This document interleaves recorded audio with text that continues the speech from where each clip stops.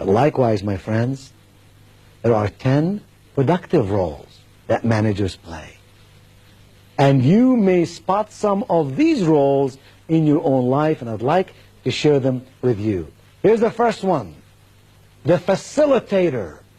The manager who facilitates the process, who makes it easy for people to do their jobs. Who is always asking the question, how can I make things better? How can I help you to arrive at the right solution? What are some of the elements that are keeping you or your department or your team from accomplishing the mission at hand? They facilitate the process, and in so doing make everybody feel good and powerful and strong. And people play well with the facilitator. Here's a second very positive role that managers play. It's called the enabler. This is the manager who teaches people how and why, not just what. This is the manager who takes a little extra time to say, I care about you, and I want you to know why we are doing it this way. And so next time when you cross this bridge, you will know for yourself some of the ideas that went into the making of this decision. This is the manager that grows people instead of simply uses people. The third productive role that managers play is called the empowerer. This is the manager that generates enthusiasm, helps people discover better ways to do their tasks and their responsibilities. Empowers them, gives them the authority, and when they make a mistake does not clobber them, but says, it's okay, we all have to learn somehow. This is the manager who says, if you take risk out of life, you take opportunity out of life. As long as it's calculated risk, as long as you think through it carefully before you do it, go for it and make it happen. That brings us to the fourth role that managers play productively, and that's called the guide. This is the manager who sets a good example, leads people to peak performance, and does so by his or her own behavior.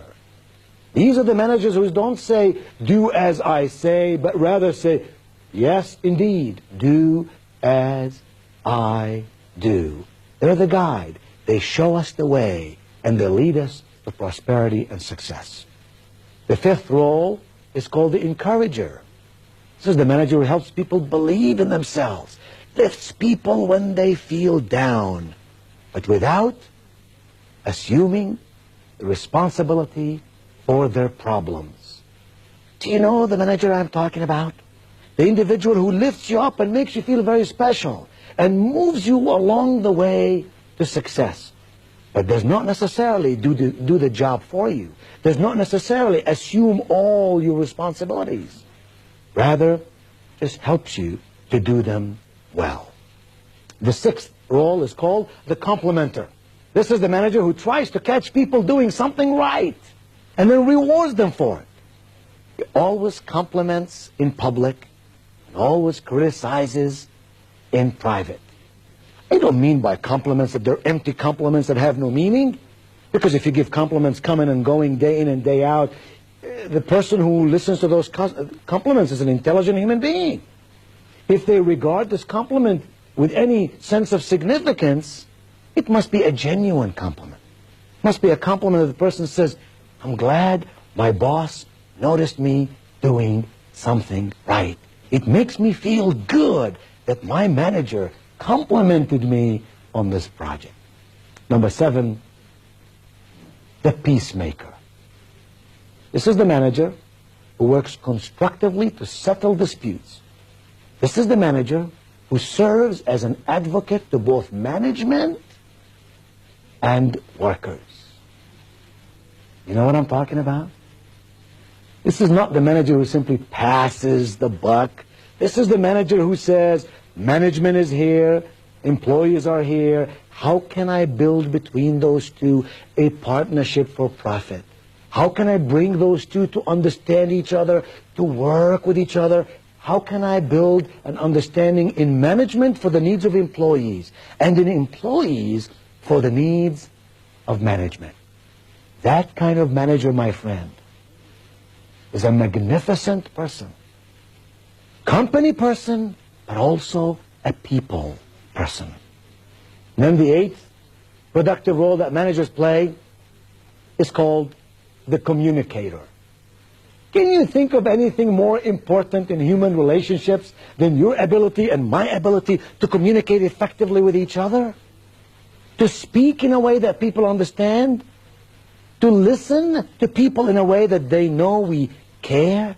To observe what's going on around us and about us in a way that we can catch facts and figures so we can do our job better?